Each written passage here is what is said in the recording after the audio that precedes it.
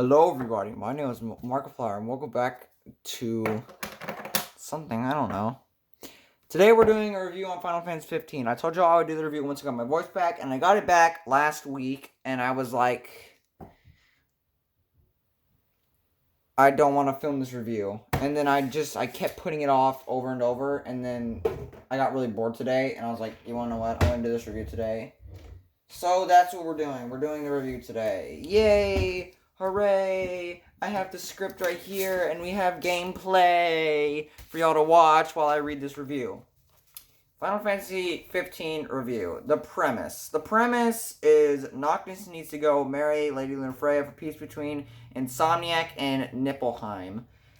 Seems like a simple concept, right? No, it's really not. The plot I'll explain it later.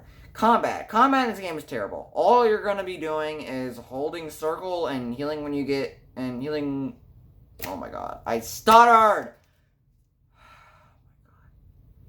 And healing when you get hit. The thing is, Noctis really can't take a hit. You're only gonna get hit twice before you have to use a potion, which are really cheap, by the way. There's also blocking and parrying system,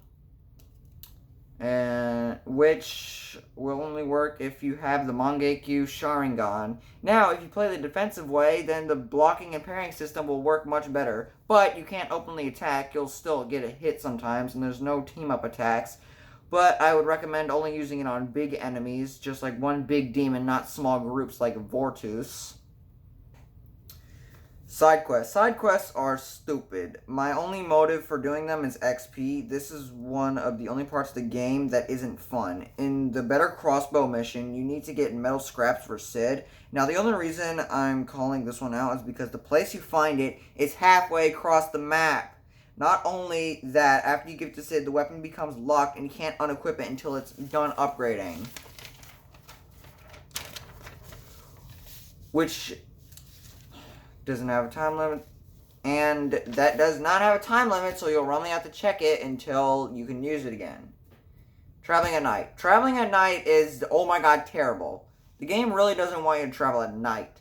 They have 2 steps to stop it. First, Ignis will recommend that you go to sleep.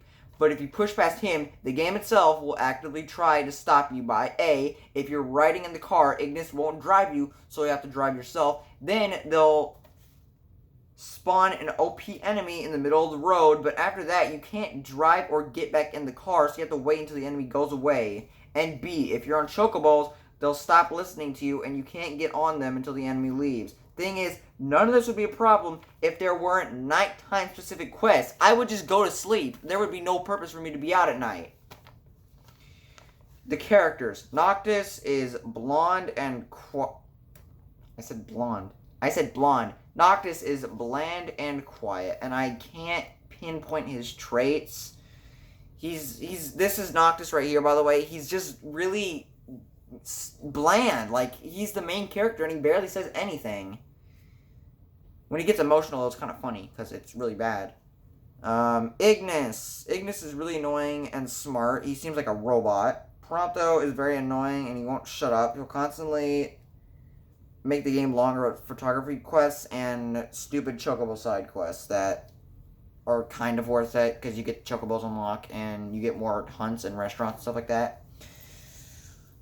Gladio or Gladiolus is just an a-hole and strong. That's it. He'll yell at Noctis and get mad afterwards, and Noctis just won't really care. That's page 1. This is the first time I've written a script. I feel like I should have written more to this. Also, Luna, a supposedly important character, dies, which sparks a bunch of unfortunate events. Luna wasn't important. I didn't care when she died because they didn't build on her character. They showed flashbacks from when her and Noctis were young, but we didn't get to see much of her present version. There's also reoccurring characters like Iris, Cid, Sydney, Talcott, Jared, Monica, and Core. But they're not important to the plot when there's... But they're not important to the plot. Well, when I was writing the script, I was kind of rushing through it. Some characters are important, some characters aren't. I think Core is the only one who's really important, because he shows you the weapons. And then there's Arden. Arden's actually a really well-written character. He even has his own DLC and anime, not to mention he's the final boss. There's also a lot of Empire generals who are also underused. Some of them don't even get dialogue unless you buy the DLC. And one of them, you literally fight one of them in a boss battle, and you literally don't know who this character is before you fight him. And you also don't find out anything else about him unless you read the character archives for him. But that's about it. So I didn't really care when I killed him. I was like, who are you? Get off the screen. Also, I will be filming Final Fantasy soon. Gameplay for the channel. I just finished it, and I was way too far in to start filming for the channel, so yeah. Also, Sally Face Part 2 will be here soon. Soon.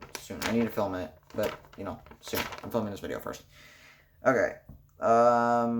Side content. This game has a lot of side content, like mobile games, movies, crossovers that happen within the story, anime, books, and DLC. Well, I wrote that kind of bad, but basically there's mobile games, movies, crossovers, anime, books, and DLC, and there's crossovers that happen within the game, but they're not really canon, so they don't matter. Well, the crossovers aren't canon. I mean, all the other ones are if you don't really need to watch them or read them or whatever, but they're just to fill plot points that aren't too important. There's also a co-op plan for the game, which was from Final Fantasy Versus 13, which was supposed to come out over 10 years ago.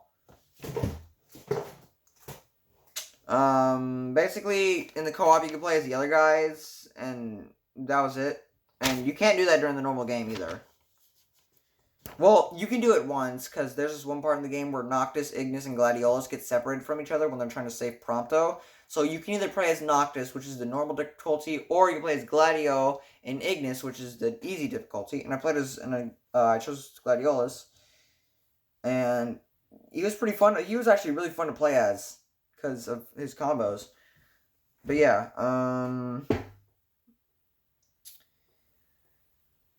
the only other way you can actually play as the other characters is if you buy the character episodes, which is the DLC, which is pretty forced, like Comrades, Ignis, and Gladiolus, and Prompto. Gladiolus just leaves for, no reason, and Ignis is just to figure out how he went blind. Comrades is to know what happened in the 10-year time skip after Noctis gets eaten by a giant popsicle. Prompto is... So basically, the Prompto DLC is... I didn't write it on the script, but, Noctis and Prompto are fighting Arden on top of the train, and then Arden does a mind trick and turns into Prompto and tricks Noctis, so Noctis kicks the real Prompto off the train, and there's DLC for how Prompto can open doors and all that stuff, and blah blah blah. I'm not gonna spoil it. But yeah, sometimes side content is the only way to know what happens to specific characters, like how did King Regis die, or why does Prompto open doors in the Empire base?